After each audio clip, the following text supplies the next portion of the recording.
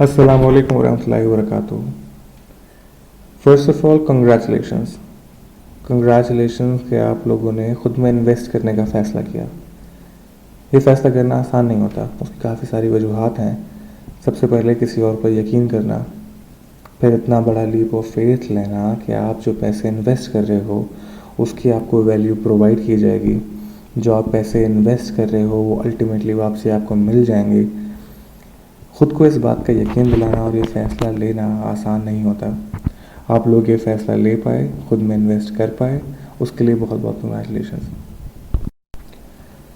हमारा आज का पहला लेक्चर बहुत ही बेसिक कॉन्सेप्ट्स पर मबनी होगा।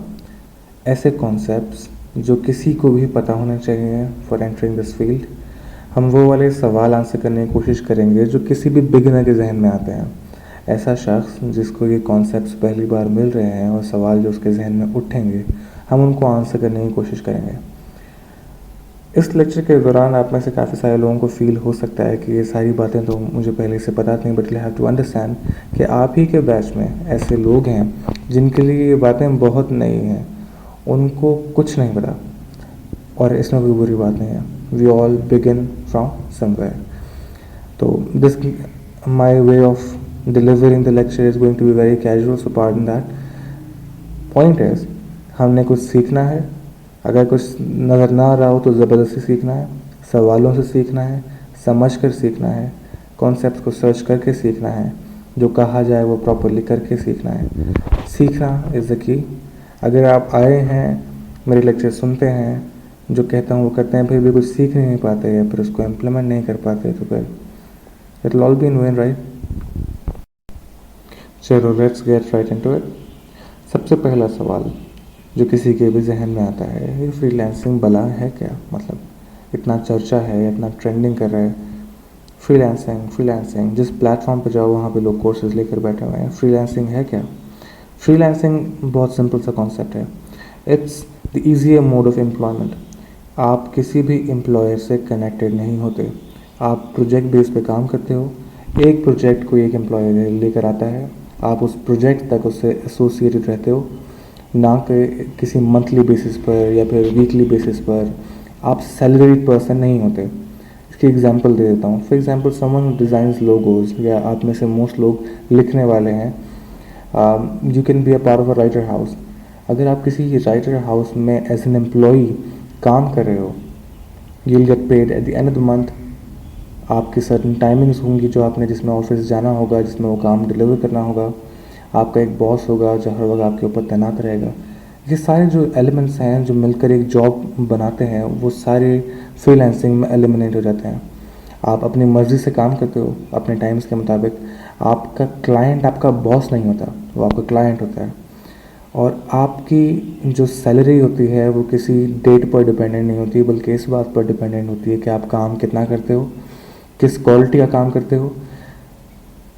This is the most important point of freelancing. It's driven by quality and not just time. Conventional jobs का मसला ये है कि वो जज ही इस बात पे की जाती हैं कि आपने उस पर कितना टाइम लगाया। If you working in graphic designing agency, तो बॉस आपको इस बात पर जज करेगा कि आपने कितने घंटे अपने काम को दिए, ना कि इस बात पे कि आपने कितने कम टाइम में एक अच्छा क्वालिटी ऑफ वर्क डिलीवर किया। फ्रीलांसिंग आपको ये फ्रीडम देती है।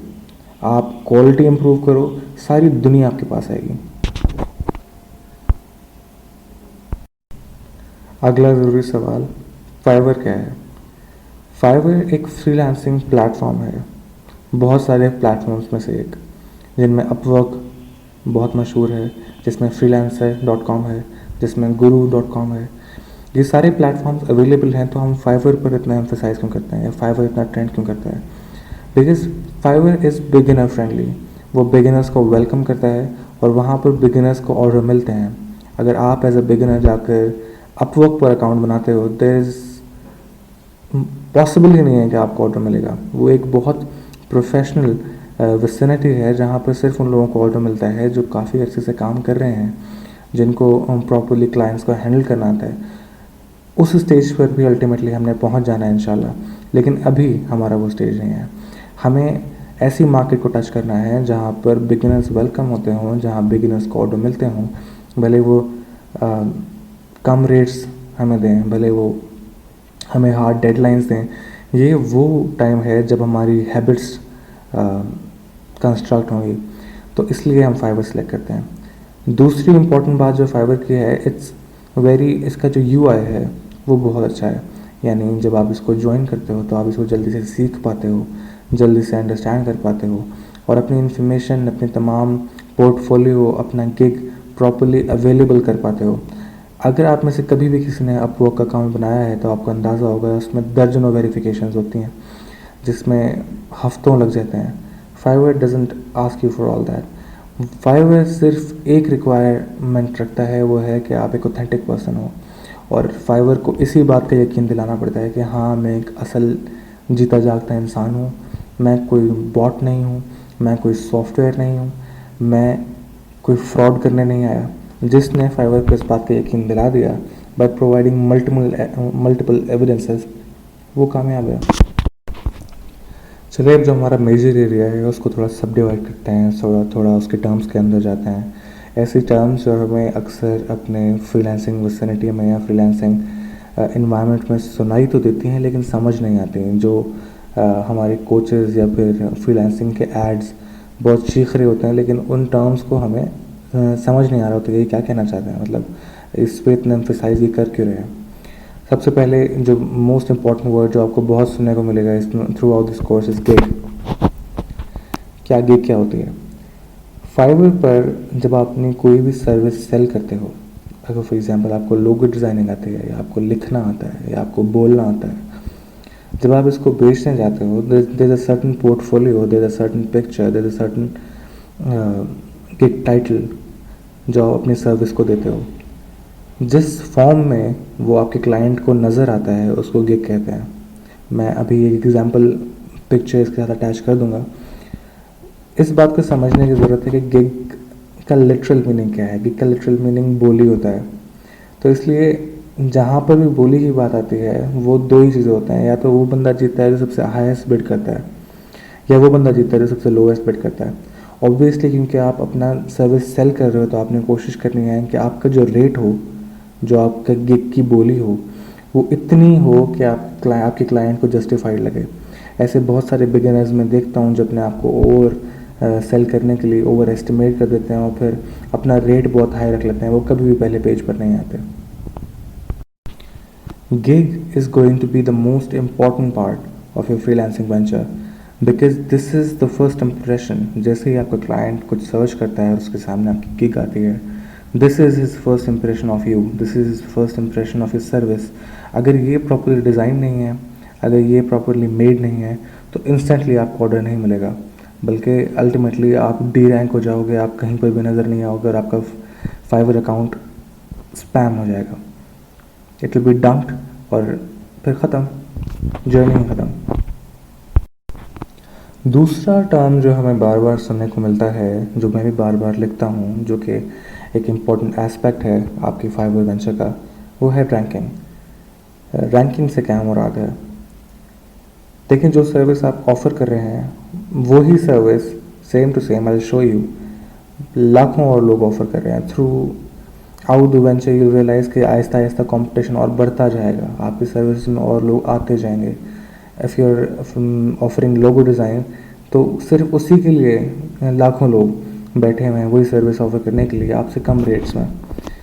तो no one, for example if you yourself are searching for a service, अगर आप जाकर फाइवर पर लिखते हो लोगो डिज़ाइन, क्या आपको लगता है आप तीसरे पेज तक भी जाओगे? क्या आपको लगता है कि आप तीसरे पेज तक किसी को ढूंढने के लिए जाओगे जो कि आपको एक अच्छी सर्विस ऑफर करे? उसकी दो रीज़न हैं। एक तो आपके पास इतना टाइम नहीं है कि आप तीसरे पेज तक एक्सप्लोर करते हुए वो गिग्स पहुँचो। दूसरा पॉइंट ये, you want find it worth it. आप जब देखोगे कि तीसरे पेज पर जाकर भी वही रेट्स हैं और आप रियलाइज़ करोगे कि ये वो लोग हैं जो फर्स्ट पेज पर नहीं थे, तो this is a natural reaction के इंसान को लगता है जो पहले अपेयर हो रहे हैं वो बेहतर हैं बजाय उनके जो बाद में अपेयर हो रहे हैं। तो रैंक करने से मुराद ये होता है जब आपकी गिग या आपकी सर्विस पहले पेज पर नज़र आए, इवन दूसरे पेज पर नज़र आए। अगर आपकी गिग पहले या दूसरे पेज पर नज़र आ रही है तो आपको ऑर्डर मिलने के चांसेस हैं। If you are at the third page, वो चांसेस ड्रास्टिकली ड्रॉप करते हैं। From 80 to 10% from second to third page. अगर आप फर्स्ट पेज पर हैं अपने कीवर्ड पर, फॉर एग्जांपल आपका कीवर्ड है लोगो डिज़ाइन, आपकी सर्विस है लोगो डिज़ाइन, और आप उस पर पेज नंबर 1 पे आ रहे हैं, you will feel the difference. आपके इंप्रेशन ज़्यादा होंगे, आपके क्लिक्स ज़्यादा होंगे, लोग आपसे इंटरैक्ट ज़्यादा कर रहे होंगे। जैसे ही अगर आप फील करोगे कि आपकी उसी कीवर्ड में आपका गिग फर्स्ट या सेकंड पेज पर नहीं है, your account will be dry. तो इसीलिए रैंकिंग इतनी इम्पॉर्टेंट है, रैंकिंग को इतना एम्फेसाइज किया जाता है, because this is the entire game. अच्छा जी, तो next important term is optimisation. हम किसी भी चीज़ को ऑप्टिमाइज़ क्यों करते हैं? अगर हम कोई काम करते हैं, फॉर एग्जांपल हम पढ़ने बैठते हैं, तो हम अपना एनवायरनमेंट, पढ़ने का एनवायरनमेंट ऑप्टिमाइज़ करते हैं। हम अपने कमरे को लॉक कर देते हैं, हम कोशिश करते हैं अंदर कोई शोर ना आए, हम कोशिश करते हैं हम इस पढ़ने वाले पीरियड के लिए कंसंट्रेटेड रहें ताकि हम बेस्ट रिजल्ट्स निकाल सकें। अपने पढ़ाई का एनवायरनमेंट ऑप्टिमाइज़ करने का तरीका आपको आता है, वो आप अपने सेंसेस के मुताबिक उसको ऑप्टिमाइज़ कर लेते हो। लेकिन जहाँ तक बात आती है फाइवर को ऑप्टिमाइज़ करने की, अपना अकाउंट ऑप्टिमाइज़ करने की, अपनी गिग ऑप्टिमाइज़ करने की, वो ज़्यादातर लोगों को नहीं आता।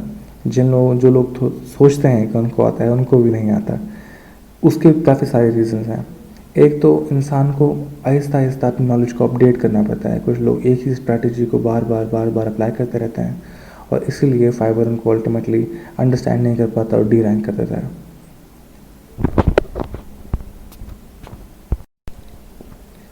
फाइवर की ऑप्टिमाइजेशन एक बहुत थॉरो प्रोसेस है। उसको आपको इंतहाई शुरू से लेकर चलना पड़ता है। From the very first step आप अपने गिग को ऑप्टिमाइज़ कर रहे होते हो, अपनी प्रोफाइल को ऑप्टिमाइज़ कर रहे होते हो। उसमें जो फैक्टर्स हैं वो बहुत छोटे छोटे हैं, बहुत माइन्यूट हैं, जो बड़ी आसानी से इग्नोर कर दिए जाते हैं for someone who is a beginner. This is the actual point जिसके लिए आपने पैसे लिए हैं। ये वो जगह है ऑप्टिमाइजेशन जो आपने सीखनी है, जो आपने समझने की कोशिश करनी है। हर वो स्टेप जो हम परफॉर्म करेंगे उसके पीछे ये वजह आपको पता होना चाहिए, ताकि फ्यूचर में जाके कभी कोई चीज़ चेंज होती है, एल्गोरिदम अपडेट होता है, तो आप अपने इन स्ट्रैटेजीज़ को उस नए एल्गोरिदम के मुताबिक ट्यून कर सको। वरना अल्टीमेटली क्या होगा, आपके जो तौर तरीके हैं वो पुराने हो जाएंगे। अगर ऐसा ना होता तो हर महीने नया कोर्स ना निकलता होता लोगों का। इसीलिए मैं इतना एम्फेसाइज़ कर रहा था कि सिर्फ सीखना काफ़ी नहीं है, उसको इम्प्लीमेंट करना आना चाहिए। जब आपको एक सर्टेन स्टेप की वजह पता होगी ना कि ये जो हम कर रहे हैं ये हम कर क्यों रहे हैं, तो आप बहुत आसानी से अपने आप को अपडेट कर पाओगे। और यही मैं इस फाइवर कोर्स में कोशिश करूँगा। ये जो मैंने छोटे छोटे लेक्चर्स रखकर इसमें हफ्ते हफ्ते बीच में डाल दिए हैं, उसका मकसद ही ये है कि ताकि मैं खुद आपको ये चीज़ें इम्प्लीमेंट करता हुआ देख सकूँ। वरना मेरे लिए बड़ा आसान है कि मैं एक साथ 2.5 घंटे का लेक्चर रिलीज़ कर दूँ। अगर आपकी पूरी गिग, आपकी पूरी प्रोफाइल 0 से लेकर 100 तक ऑप्टिमाइज्ड होगी, हर चीज़ उसकी जगह पे होगी प्रॉपर्ली, तभी, सिर्फ तभी वो रैंक करेगी। अगर वो रैंक करेगी सिर्फ तभी आपके इम्प्रेशंस आएंगे, तभी क्लिक्स आएंगे, तभी आपको एक मैसेज आएगा, तभी आप अपना ऑटो क्लोज़ करोगे और तभी आपकी अर्निंग हो पाएगी। अगर आपका अकाउंट ऑप्टिमाइज नहीं है तो कोई फ़ायदा नहीं है।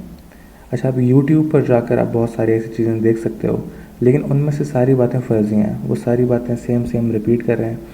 प्रॉब्लम यह है कि किसी की भी अपनी कोई स्ट्रैटेजी नहीं होती, सब कॉपी पेस्ट कर रहे होते हैं। अपनी स्ट्रैटेजी होना बहुत ज़रूरी है। अपना कोई एक एलिमेंट ऐसा जो आप नया डिस्कवर करो, जैसे मैंने किया, वो मैं आपको सिखाऊंगा इंशाल्लाह। एक ऐसा एलिमेंट, 2 3 10 नहीं, सिर्फ एक ऐसा एलिमेंट जो आपका अपना हो, जो आपके लिए काम करे, उसको डिस्कवर करना बहुत इंपॉर्टेंट होता है। और इसी चीज़ के लिए एक्सपेरिमेंट बहुत ज़रूरी है।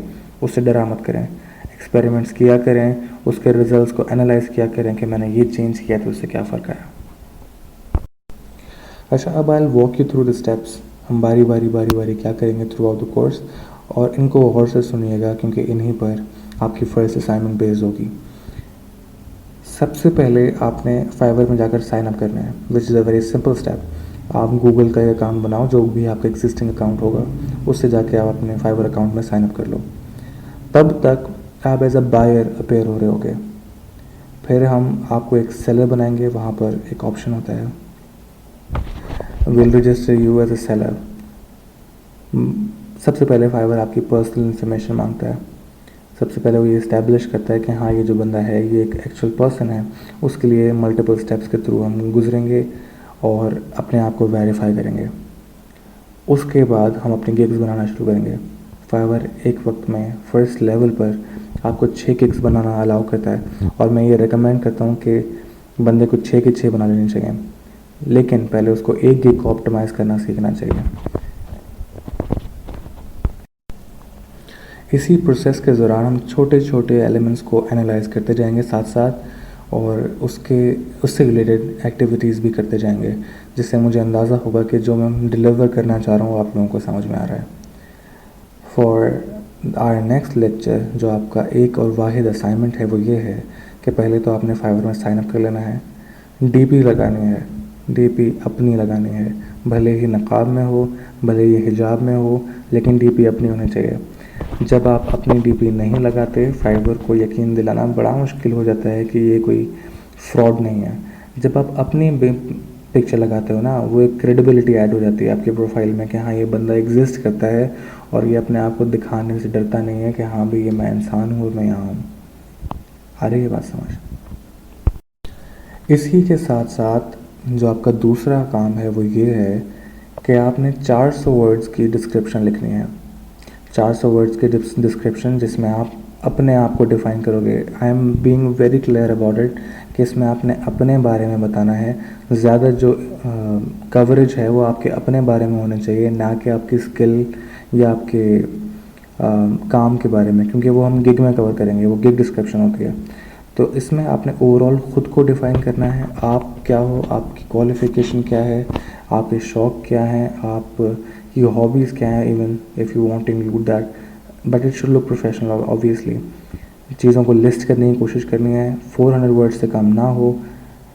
मैं अभी से आपको बता रहा हूँ कि आप लोग ये सही नहीं लिखोगे, आप में ज़्यादातर लोग इसमें गलतियाँ करेंगे, बट वही तो पॉइंट है, गलतियाँ ही तो करनी है ताकि वो करेक्शंस हो सकें और उससे हम सीख सकें। फर्स्ट असाइनमेंट 400 वर्ड्स, सेल्फ ऐसे, सेल्फ डिस्क्रिप्शन, ऐसे लिखिएगा जैसे आप किसी जॉब के लिए अप्लाई कर रहे हैं। Thank you.